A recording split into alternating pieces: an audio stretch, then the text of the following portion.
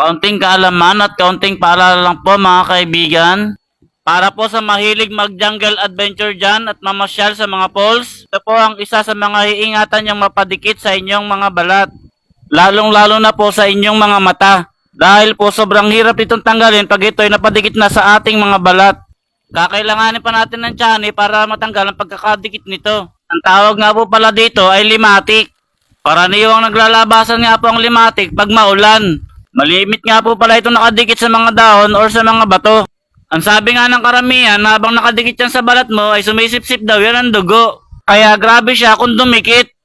Tulad na rin siya ng linta. Konting tips mga kaibigan. Siyempre alam nyo naman siguro na halos araw-araw ako sa kagubatan. Dun sa mga nakakapanood ng aking reels. Siyempre lagi nga tayo sa kagubatan at hindi na rin tayo may iwasang madikitan ng limatic. Konting kaalaman mga kaibigan. Kung sakaling madikitan kayo ng limatic sa braso or sa binti, ay wag na wag niyong dadamputin. Kasi habang dinadampot mo yan o nagagalaw mo yan ay paliit na yan ng paliit hanggang sa hindi mo na siya mahawakan. Ang dapat mong gawin pag nakadikit na siya sa balat mo ay hintayin mo siyang humaba. Pag humaba na siya ay saka mo siya pitikin ng malakas na may parting dulo pababa. Malapit sa balat mo. Hindi pa kasi matindi ang pagkakakapit niya hanggat hindi mo pa siya nagagalaw. Kaya hihintayin lang natin siyang humaba at saka natin siya pipitikin ng malakas para matanggal agad siya.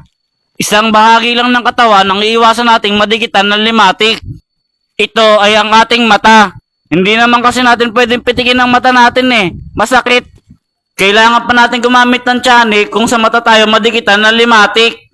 Kaya sa mahilig mga mag-jungle adventure dyan o kaya masyal sa mga falls, huwag niyong kakalimutan magdala ng tiyanik. Mabuti na yung nakahanda tayo sa lahat ng bagay. Yan naman ay kaunting payo lang ng inyong kaibigan na si Marpy. Bagay, paalam!